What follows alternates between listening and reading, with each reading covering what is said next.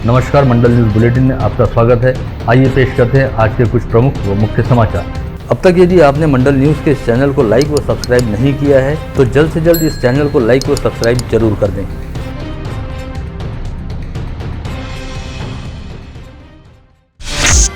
इस समय कन्याकुमारी से कश्मीर तक पदयात्रा करते हुए भारत जोड़ो यात्रा पर निकले कांग्रेस सांसद राहुल गांधी की टीम दूसरे फेज की भारत जोड़ो यात्रा की तैयारियों का खाका बनाने में जुट गई है। कांग्रेस के राजनीतिक सूत्रों के मुताबिक कन्याकुमारी से कश्मीर की यात्रा के दौरान बॉटम टू अप यानी दक्षिण से उत्तर की यात्रा की जा रही है। इस यात्रा में कवर होने से कई राज्य रह जाएंगे। ऐसे में अगली यात्रा पूर्व से पश्चिम तक होगी, जिसके तहत अगले साल राहुल गांधी नॉर्थ ईस्ट यानी पूर्वोत्तर राज्यों से कच्छ के बीच पदयात्रा पर निकल सकते हैं, जिसे लेकर रोड मैप भी तैयार कर दिया गया है। इस समय तक राहुल गांधी की पहली भारत जोड़ो यात्रा का करीब आधा सफर पूरा हो चुका है और कांग्रेस सांसद राहुल गांधी 2 दिन पूर्व ही महाराष्ट्र की सीमा में प्रवेश कर चुके हैं।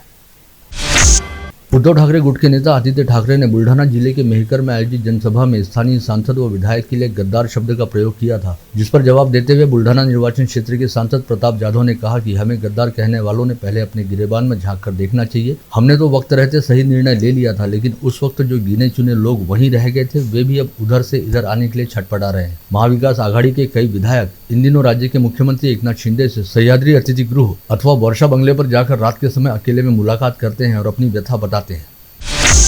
अक्टूबर से दिसंबर 2022 के दौरान कार्यकाल खत्म करने वाली अमरावती जिले की 257 ग्राम पंचायतों के आम चुनाव की आज घोषणा हो गई, जिसके मुताबिक आगामी 18 दिसंबर को इन ग्राम पंचायतों में मतदान कराया जाएगा, जिसके बाद 20 दिसंबर को मतगणना करते हुए चुनावी नतीजे घोषित किए जाएंगे। इससे पहले संबंधित तहसीलों के तहसीलदारों द्वारा 18 नवंबर को चुनावी अधिसूचना घोषित की जाएगी। राज्य में करीब 7,751 ग्राम पंचायतों का कार्यकाल खत्म हो रहा है। ऐसे में आज मुंबई में राज्य निर्वाचन आयुक्त यूपीएस मदान ने इन ग्राम पंचायतों के आगामी चुनाव कराए जाने की घोषणा की। मतदाता जन जागृति अभियान के तहत आज स्थानीय जिलाधीश कार्यालय से भव्य साइकिल रैली निकाली गई। अमरावती साइकिलिंग एसोसिएशन के सहयोग से निकाली गई इस रैली में संभागीय आयुक्त दिलीप पांढरपट्टे, जिलाधीश पवनीत कौर, निवासी उपजिलाधिकारी विवेक घोड़के सहित कई प्रशासनिक अधिकारियों तथा शहर के कई गणमान्यों ने हिस्सा लिया। यह रैली शहर के विभिन्न चौक चौराहों से होकर गुजरी और इस रैली के दौरान शहर वासियों को अपने मताधिकार के संदर्भ में जागरूक किया गया। फारच चांगला प्रतिसाद मिळाला। सायकलिंग क्लब जे आहे इथला त्याचे मी आभार विशेष मानतो आणि याच्यामुळे लोकांमध्ये एक कुतूहल निर्माण झालं की हे कशाबद्दल रॅली आहे आणि मला असं वाटतं की आपण नेहमी व्याख्यान देतो, भाषण देतो, त्यापेक्षा हा चांगला मार्ग आहे आणि याच्यामधून मतदार नोंदणीबद्दल जागृती होईल। सायकलिंग हा सुद्धा एक फिटनेससाठी फार आवश्यक गोष्ट आहे, तिचा सुद्धा प्रसार याच्या निमित्ताने होईल अशी मला अपेक्षा आहे। तर आज 9 नोव्हेंबरला प्रारूप मतदार यादी पब्लिश होत आहे आणि त्याच्या अनुषंगाने 2 उद्देश होते। जसं सरांनी सांगितलं की एक मतदार नोंदणीसाठी प्रसिद्धी करणे, ते मतदार नोंदणी लोकांना सर्वांना सांगायचं आहे की आपण सर्वांनी नोंदणी करावी लवकरात लवकर। आणि दुसरं उद्देश होतं की फिटनेसबद्दल, तर आपण सायकलिंग असोसिएशन ऑफ अमरावती त्यांच्या सहभाग घेतलं। जिल्हा प्रशासनाने हे सायकलिंग रॅली आयोजित केली होती, तर त्याचा खूप खूप आभार। राजेंद्र लॉज की इमारत ढहकर 5 लोगों की हुई मृत्यु मामले में पुलिस द्वारा संबंधित मनपा अधिकारियों पर भी कार्रवाई किए जाने की संभावना है। इस कारण मनपा अभियंता सुहास चौहान बिना अनुमति लिए 15 दिन के अवकाश पर चले गए हैं और उनका मोबाइल नॉट रीचेबल है। ऐसे में बिना अनुमति अवकाश पर जाने वाले अभियंता चौहान पर अब मनपा आयुक्त द्वारा कार्रवाई किए जाने के संकेत मिल रहे हैं।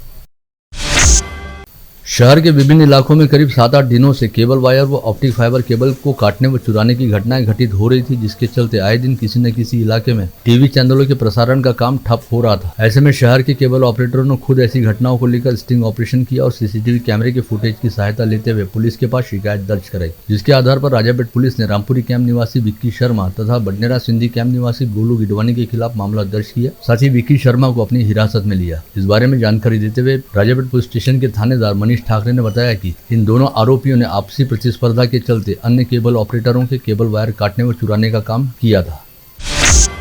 आगामी 18 तारीख को शेगांव में भारतीय राष्ट्रीय कांग्रेस पार्टी के राष्ट्रीय नेता राहुल गांधी की भारत जोड़ो पदयात्रा के दौरान होने वाली भव्य सभा हेतु पूर्व तैयारी नियोजन करने के लिए अमरावती शहर कांग्रेस के वरिष्ठ अधिकारियों की बैठक मंगलवार 8 नवंबर को पूर्व पालक मंत्री सुनील देशमुख के जनसंपर्क कार्यालय में हुई। इस बैठक में अमरावती से शेगांव जाने वाले पार्टी जनों की सूची बनाने और उनके लिए वाहन आदि का इंतजाम करने को लेकर विचार मंथन किया गया। इस समय नेताओं ने पदाधिकारियों व कार्यकर्ताओं को आवश्यक निर्देश भी दिया। कांग्रेस कमेटी की महिला जिलाध्यक्ष अंजलि ठाकरे ने मंगलवार व बुधवार को पार्टी के वरिष्ठ नेता व सांसद राहुल गांधी की भारत जोड़ो पदयात्रा में हिस्सा लिया और इस यात्रा में सांसद राहुल गांधी के साथ पैदल चलने वाली वे अमरावती की पहली नेता बनी। खतगांव फाटा से शुरू हुई राहुल गांधी की पैदल यात्रा में अंजलि ठाकरे सहभागी हुई और उन्होंने सांसद राहुल गांधी के साथ करीब 13 किलोमीटर का फासला तय किया। शहर के उद्योजक व जिला ऑटो यूनियन के नेता नितिन मोहर द्वारा निगमायुक्त प्रवीण आष्टीकर से मुलाकात करते हुए कहा गया कि महानगर पालिका द्वारा विभिन्न सेवा शर्तों व नियमों के अधीन रहते हुए मनपा की सिटी बस सेवा को ठेके पर जारी किया गया था और ठेकेदार एजेंसी के साथ इन्हीं सेवा शर्तों व नियमों को लेकर करार किया गया था, लेकिन मनपा अधिकारियों के साथ मिलीभगत करते हुए सिटी बस ठेकेदार द्वारा सभी सेवा शर्तों व नियमों का खुलेआम उल्लंघन किया जा रहा है और मनमाने तरीके से काम करते हुए सरकारी तिजोरी को नुकसान पहुंचाया जा रहा है। अतः ठेकेदार के साथ हुए करार को खत्म करते हुए इस ठेकेदार को तुरंत बाहर का रास्ता दिखाया जाए। सिटी बसच्या संदर्भामध्ये त्या सिटी बसवाल्यांनी रॉयल्टी भरली नाही, महानगरपालिकेचं लाखो रुपयाचं उत्पन्न बुडवलं, म्हणजे ते जनतेचं बुडवलं, RTOचा टॅक्स भरला नाही, RTOचे दंड भरला नाही आणि सर्वात सिरियस गोष्ट अशी आहे की त्यांनी एप्रिल मे पासून इन्शुरन्स भरले नाही तरी गाड्या चालू आहे। उद्या जर एखादा ॲक्सिडेंट झाला, नागरिक मेला किंवा ती बस जळाली आणि त्यांचं पॅसेंजर मेले तर मी महानगरपालिका आयुक्तांना उभ्या चौकात फाशी द्या अशी मागणी करणार आहे। तर त्यांना आम्ही आता निवेदन दिलं आहे, 15 दिवसाचा त्यांनी आम्हाला टाईम दिला आहे, क्या इल्लीगली जात आहेत। केंद्रीय विद्यापीठ अनुदान आयोग की गाइडलाइन के मुताबिक अनुदानित व कायम बिना अनुदानित महाविद्यालयों को राष्ट्रीय मूल्यांकन व प्रमाणन परिषद अथवा NAAC मूल्यांकन करना अनिवार्य है। अमरावती जिले में 45 अनुदानित व 73 बिना अनुदानित महाविद्यालय हैं। इनमें से 66 महाविद्यालयों में NAAC मूल्यांकन नहीं किया गया है। ऐसे में इन महाविद्यालयों को आगामी 6 माह के भीतर NAAC मूल्यांकन करने अथवा अनुदान बंद किए जाने की चेतावनी उच्च शिक्षा सहसंचालक कार्यालय द्वारा विगत दिनों दी गई है। हाल ही में जिला नियोजन समिति से प्राप्त 1 करोड़ 20 लाख रुपए की निधि से साइंसकोर मैदान का सुशोभीकरण व सौंदर्यीकरण किया गया, लेकिन अब यह मैदान एक बार फिर बदहाली की ओर बढ़ता दिखाई दे रहा है। साफ सफाई व्यवस्था तथा देखभाल के अभाव की वजह से इस मैदान में एक बार फिर जगह जगह पर कचरे के ढेर लगने शुरू हो गए। साथ ही यहाँ पर चहुं और शराब की खाली बोतलें भी पड़ी दिखाई देती हैं, जिसका सीधा मतलब है कि यह मैदान पहले की तरह रात के समय शराबियों का अड्डा बन जाता है। लेकिन ऐसी तमाम बातों की ओर जिला परिषद प्रशासन द्वारा कोई ध्यान नहीं दिया जा रहा। ऐसे में साइंसकोर मैदान की मिल्कियत और देखभाल की जिम्मेदारी अब जिला परिषद की बजाय किसी अन्य सक्षम विभाग को सौंपे जाने की मांग जोर पकड़ रही है, जिसे लेकर विगत दिनों ही साइंसकोर वेलफेयर समिति तथा स्पोर्ट्स अकादमी द्वारा राज्य के उप मुख्यमंत्री व जिला पालक मंत्री देवेंद्र फडणवीस को ज्ञापन व शिकायती पत्र सौंपा गया। जवाहर गेट के पास SHDNL बैंक की शाखा खोलकर लाखों रुपए की धोखाधड़ी करने के मामले की जांच कोल्हापुरी गेट पुलिस अब आर्थिक अपराध शाखा को सौंपेगी। हालांकि आज दोपहर तक थाने से कोई भी कागजात अपराध शाखा के निरीक्षक शिवाजी बचाटे तक नहीं पहुंचे थे। पता चला है कि राजापेट की यूनियन बैंक की तरह इस बैंक के लोगों ने भी आम खाते धारकों को काफी बड़ी चोट पहुंचाई, जिससे धोखाधड़ी का आंकड़ा 29 लाख रुपए से अधिक होने की आशंका जताई जा रही है।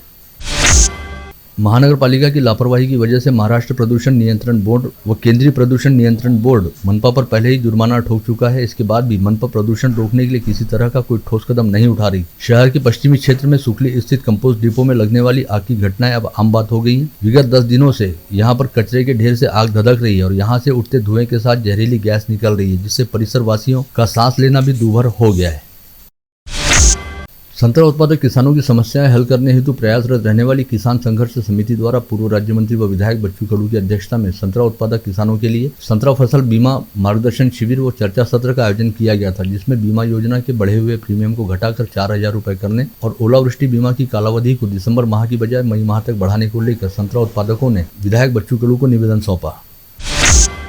कांग्रेस सांसद राहुल गांधी द्वारा शुरू की गई कन्याकुमारी से कश्मीर भारत जोड़ो यात्रा में उनके साथ चलने वालों का विशेष फिटनेस टेस्ट व अन्य परीक्षण के पश्चात ही चयन किया जा रहा है। 2000 से अधिक लोग राहुल गांधी के साथ 3,500 किलोमीटर की कठिन यात्रा पर निकलने के लिए लालायित थे, लेकिन पूरे टेस्ट उत्तीर्ण करने वाले केवल 120 लोगों को चुना गया। मराठवाड़ा से नांदेड़ के ख्यातनाम चिकित्सक डॉक्टर श्रवण रैपनवाड़ का इन लोगों में समावेश है।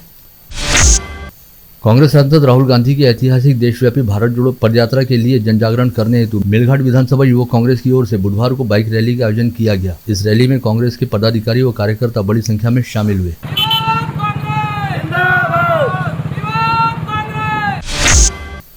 शेगांव राहटगांव रास्ते की दुरावस्था को लेकर बार बार निवेदन दिए जाने के बावजूद कोई कार्रवाई नहीं होने पर प्रहार जनशक्ति पार्टी के संपर्क प्रमुख चंदू खेड़कर के नेतृत्व में आज प्रहार कार्यकर्ताओं और परिसर वासियों ने इस रास्ते पर चक्का जाम आंदोलन किया। साथ ही चंदू खेड़कर ने खुद नाली में बैठकर इस नाली में बेशरम का झाड़ लगाया। इस आंदोलन की जानकारी मिलते ही मनपा व पुलिस प्रशासन में हड़कंप मच गया और दोनों महकमों के आला अधिकारी तुरंत मौके पर पहुंचे, जिसके बाद मनपा प्रशासन ने तुरंत काम शुरू करने का आदेश जारी करते हुए रास्ते के प्रत्यक्ष काम की शुरुआत की, जिसके पश्चात इस आंदोलन को पीछे लिया गया। आम्ही महानगरपालिकेला असंख्य निवेदनं दिले, महानगरपालिकेने सुद्धा आम्हाला भरपूर पत्र दिले, पण प्रत्यक्ष कधी काम चालू केलं नाही।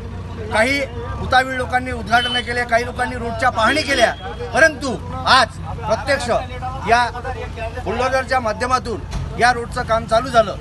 असं या ठिकाणी महानगरपालिकेच्या प्रशासनाने आम्ही जे आंदोलन केलं, नालीत बसून आंदोलन केलं, आम्ही सकाळपासून नालीत बसलेलो होतो, त्या आंदोलनाची फलश्रुती म्हणून या रोडचं काम आज चालू झालं।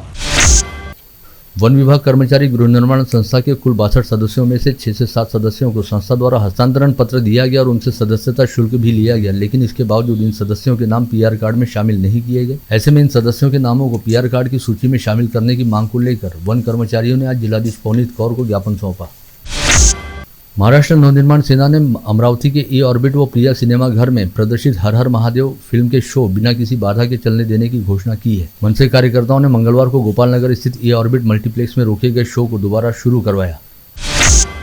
विगत 30 अक्टूबर को प्रभात चौक स्थित राजेंद्र लॉज इमारत के हादसे में मृत हुए रविंद्र परमार के परिजनों को तत्काल सरकारी सहायता राशि देने के साथ ही उनकी पत्नी शिल्पा परमार को मनपा में नौकरी दिए जाने की मांग को लेकर आज विभागीय आयुक्त व जिलाधीश को अलग अलग रूप से निवेदन सौंपे गए। इस अवसर पर साई हेरिटेज सोसाइटी परिसर के निवासी बड़ी संख्या में उपस्थित थे।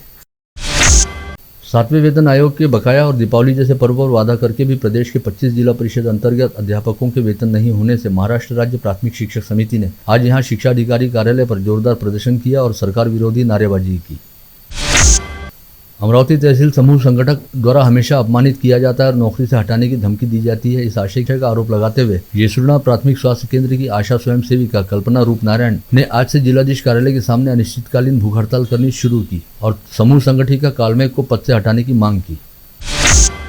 उत्तम नगर से महादेवखोरी रास्ते का डामरीकरण किया जाए और अगर 3 दिन में यह काम नहीं किया जाता तो मुख्य रास्ते से गुजरने वाले लोगों को साथ लेकर काम पूरा होने तक तीव्र आंदोलन किया जाएगा, ऐसा चेतावनी भरा ज्ञापन अभिनव नवयुग विद्यार्थी संगठन ने निगमायुक्त को सौंपा। वर्ष 2024 के लोकसभा व विधानसभा चुनाव को ध्यान में रखते हुए भारतीय जनता पार्टी द्वारा अभी से मतदाताओं के बीच बड़े पैमाने पर अपने जनाधार को बढ़ाने का काम किया जा रहा है, जिसके तहत राष्ट्रीय स्तर पर एक भारत श्रेष्ठ भारत अभियान का नियोजन किया गया। महाराष्ट्र में इस अभियान की जिम्मेदारी पूर्व विधायक जयप्रकाश ठाकुर को सौंपी गई है। वहीं भाजपा प्रदेशाध्यक्ष चंद्रशेखर बावनकुले ने विदर्भ क्षेत्र के लिए भाजपा के पूर्व अमरावती जिलाध्यक्ष दिनेश सूर्यवंशी को संयोजक पद का जिम्मा सौंपा है। हर साल की तरह इस वर्ष भी श्री क्षेत्र कौंडिन्यपुर में कार्तिक समारोह निमित्त कुर्रा गांव में कार्तिक दिंडी रिंगण समारोह का आयोजन किया गया, जिसके चलते कुर्रा नगरी ज्ञानबा तुकाराम जय हरि विठल के जय घोष से गूंज उठी। इस पालकी समारोह में 25 दिंडी और पालकी के साथ सैकड़ों वारकरी शामिल हुए थे। राष्ट्रीय व अंतर्राष्ट्रीय घटनाक्रम के अलावा सोयाबीन के उत्पादन पर पड़े असर के कारण स्थानीय मार्केट में सोयाबीन तेल की कीमतें अचानक बढ़ना शुरू होगी। इस समय सोयाबीन तेल के दाम 140 रुपये प्रति लीटर तथा 150 रुपये प्रति किलो होने की जानकारी स्थानीय बाजार सूत्रों ने मंडल न्यूज को दी है। अमरावती शहर पुलिस आयुक्त कर्मचारी सहकारी पद संस्था के आगामी 13 नवंबर को चुनाव होने जा रहे हैं। इस पद संस्था के 12 सदस्यों वाले संचालक मंडल के लिए पुलिस आयुक्तालय परिक्षेत्र के कुल 1295 कर्मचारी मतदान करेंगे। गाड़गीनगर पुलिस थाना क्षेत्र के प्रवीण नगर में एक युवती को स्वास्थ्य सेविका की नौकरी लगाने के बहाने युवती के पिता को 15 लाख रुपए से ठगे जाने का मामला सामने आया है। हिरुलपुरना निवासी विलास भूसखड़े की शिकायत पर गाड़गीनगर पुलिस ने प्रवीण नगर में रहने वाले अनिल तायडे व आशुतोष तायडे सहित एक युवती के खिलाफ अपराध दर्ज करते हुए आगे की कार्रवाई शुरू की है। पूर्व प्रेमी से परेशान होकर एक विवाहित महिला ने अपने ही घर में खुद को फांसी लगाकर आत्महत्या कर ली। यह घटना नांदगांवपेट पुलिस थाना क्षेत्र के राहटगांव दीपनगर में घटित हुई। महिला के पति की शिकायत पर नांदगांवपेट पुलिस ने बजरंग सावले नामक आरोपी को गिरफ्तार किया है। अंजनगांव सुरजी के गावंड गांव में रविवार की रात 9 बजे शराबी बेटे पर पिता ने कुल्हाड़ी से वार किया। इस मामले में हमला करने वाले पिता समाधान थोरात व उनके छोटे बेटे रामकृष्ण थोरात को पुलिस ने गिरफ्तार किया है। फ्रेजरपुरा पुलिस थाना क्षेत्र के महादेवखोरी स्थित राजेंद्र नगर में रहने वाले योगेंद्र ओगले के घर में अज्ञात चोरों ने घुसकर करीब 6.25 लाख रुपए का माल चुरा लिया। घटना के समय ओगले दंपति कहीं बाहर गए हुए थे। आप देख रहे थे मंडल न्यूज बुलेटिन। हमारे चैनल को लाइक करें, शेयर करें और हाँ, सब्सक्राइब करना ना भूलें। कल होगी आपसे फिर मुलाकात, तब तक के लिए धन्यवाद।